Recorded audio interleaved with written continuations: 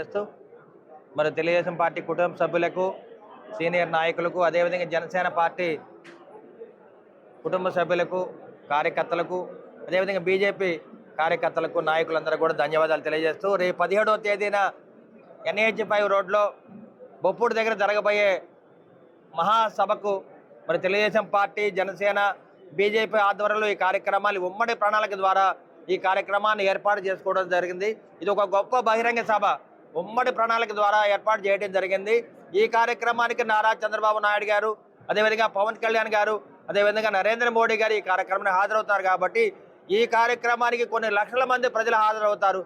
Janasena, TDP, అదేవిధంగా BJP నాయకులు, కార్యకర్తలు అందరం కూడా ఈ కార్యక్రమాన్ని విజయవంతం చేయడానికి మరి అందరం కూడా తరలి వెళ్ళి ఈ కార్యక్రమాన్ని, ఈ మహాసంగ్రామాన్ని అందరం కూడా విజయవంతం చేయడానికి ముందుకు వస్తున్నామని చెప్పి తెలియజేస్తున్నాము.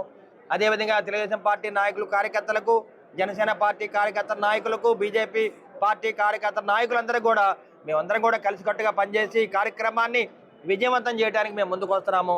అదేవిధంగా నరసరావుపేట నుంచి దాదాపు 40,000 మందిని ఈ మహాసంగ్రామానికి, ఈ మహాసభకు తరలిస్తున్నాము.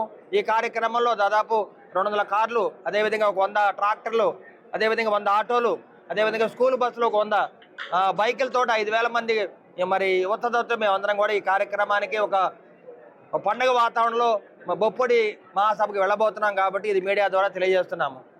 అదేవిధంగా మీడియా సోదరులకు కానీ మరి కార్యకర్తలందరూ మనోభావాలు నిన్న చదలవాడ అరవింద్ బాబు ఒక నియోజకవర్గ అభ్యర్థి ఇన్ఛార్జిగా ఉన్న ఆయనకి అభ్యర్థిగా ఇంకా ఇవ్వలేదని అందరూ బాధపడడం జరిగింది.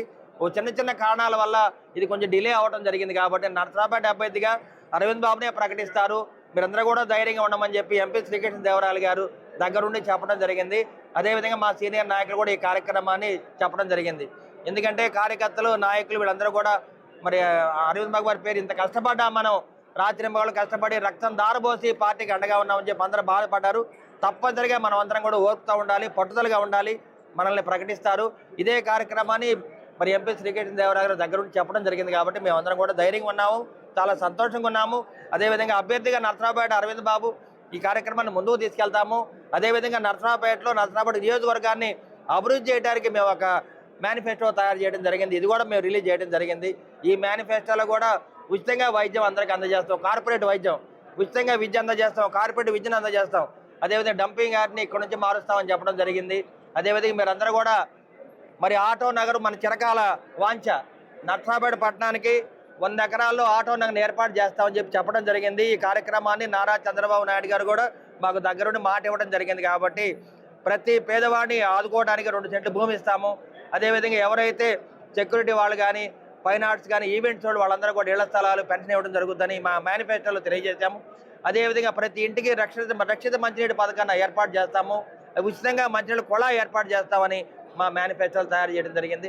అదేవిధంగా డాక్టర్ కోడెల గారు ఉన్నప్పుడు ఏ విధంగా అభివృద్ధి చెందిందో ఆ అభివృద్ధి పథకాలన్నీ ముందుకు తీసుకెళ్తామని చెప్పి మేనిఫెస్టో తెలియజేయడం జరిగింది. కాబట్టి తెలుగుదేశం పార్టీ నాయకులు, కార్యకర్తలు, మహిళలు, అదేవిధంగా అన్నదమ్ములు, అదేవిధంగా జనసేన పార్టీ నాయకులు, కార్యకర్తలు, బీజేపీ నాయకులు, కార్యకర్తలు ముగ్గురం కలిసి ఒక ఉమ్మడి ప్రణాళిక ద్వారా రేపు రాబోయే కాలంలో ఎలక్షన్కి వెళ్తామని చెప్పి మీడియా ముఖంగా తెలియజేస్తున్నాము. నరసరావుపేట తెలుగుదేశం పార్టీ జెండా ఎగరేయడానికి ప్రతి సీనియర్ నాయకులు, కార్యకర్తలు, మహిళలు అందరూ కూడా ఉత్సాహంగా ఉన్నారని చెప్పి మీడియా ముఖంగా తెలియజేస్తున్నాం.